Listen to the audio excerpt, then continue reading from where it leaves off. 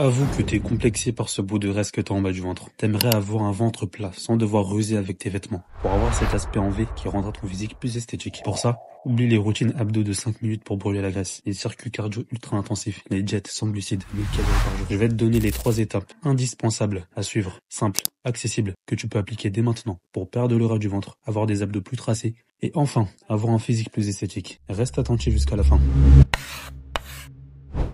Le plus important pour une perte de gras, c'est le déficit calorique. Je sais, ça tu l'as déjà entendu des tonnes de fois. Mais concrètement, qu'est-ce que tu dois faire pour créer ce déficit et surtout le tenir sur une longue durée? Le moyen le plus connu, c'est de calculer tes besoins caloriques, puis t'assurer de consommer moins de calories que ce dont tu as besoin. Mon problème avec cette méthode, déjà, c'est très contraignant. Devoir passer ton temps à peser chacune des choses que tu manges, c'est pas agréable. Mais le problème, c'est qu'avec cette méthode, le moindre écart va créer des problèmes dans ton déficit, même au niveau de ton mental. Et combien tombent dans la culpabilité et le stress à cause de ces chiffres, puis finissent par perdre totalement le moral. Ce que je te propose, le jeûne, je sais. On te l'a sûrement déjà vendu, soit comme étant la chose à éviter pour prendre du muscle, soit comme étant la méthode miracle pour perdre du gras. La vérité se trouve dans le juste milieu.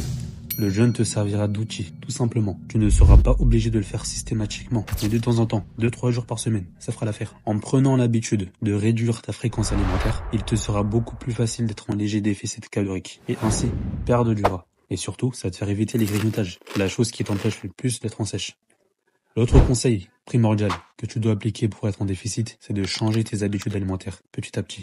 Fais des changements intelligents que tu peux tenir sur le long terme. Si tu as l'habitude de manger fast-food, je te dis pas d'arrêter du jour au lendemain. Je sais que ce sera compliqué, mais essaie de les faire toi-même, en version plus healthy. Je t'assure que ça peut même avoir un meilleur goût. Si tu as l'habitude de grignoter des sucreries, pareil, essaie de les remplacer par de meilleures options. Chocolat noir, miel, dattes, t'as plein de possibilités pour te faire plaisir. Adopter une telle alimentation augmentera ta satiété et donc te facilitera à manger moins afin de créer ce déficit calorique.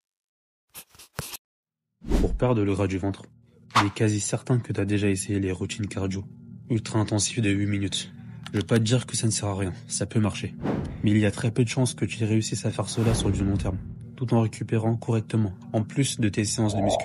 Encore une fois, je vais te proposer un truc que tu connais déjà. Marcher. Marcher peut te faire perdre du poids. Si tu commences à traquer tes pas et te donnes comme objectif de marcher environ 7000 à 8000 pas par jour pendant plusieurs semaines, crois-moi que ça va t'aider à sécher. C'est selon moi la méthode la plus simple et efficace que tu peux faire tous les jours. Ça n'affecte pas ta récupération et ça nécessite pas un mental d'acier, juste de la consistance. Commence par un nombre qui te semble atteignable. Puis au fil des semaines, tu vas augmenter lorsque ce sera nécessaire jusqu'à 10 000, voire 15 000 pas par jour. C'est pareil qu'avec la muscu. Tu vas établir une sorte de surcharge progressive. D'ailleurs, si tu es vraiment motivé, tu peux même faire tes pas avec un gilet de lestage. Un peu plus éprouvant, c'est vrai, mais résultat plus rapide, garanti. Tout ça, c'est bien beau. Mais est-ce que ce sera suffisant pour avoir un 6-pack bien tracé? Pour certains, oui. Le facteur génétique rentre en compte.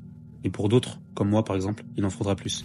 On va entraîner nos abdos comme les autres muscles, avec un exercice simple, complet, sur lequel tu peux ajouter facilement de la charge. L'exo numéro 1 que je te propose, crunch, à la poulie haute. Exercice qui va développer l'ensemble de ta région abdominale. Effectue tes séries dans des fourchettes de reps entre 6 et 12, en gardant une bonne exécution, en étant assez proche de l'échec, et veille à bien respirer correctement. Inspire lors de la phase excentrique et expire lors de la phase concentrique. Répète ça au moins 2 fois par semaine, tu sentiras une grande différence. Voilà, désormais, tu sais quoi faire. Reste consistant et tu verras des résultats, à coup sûr.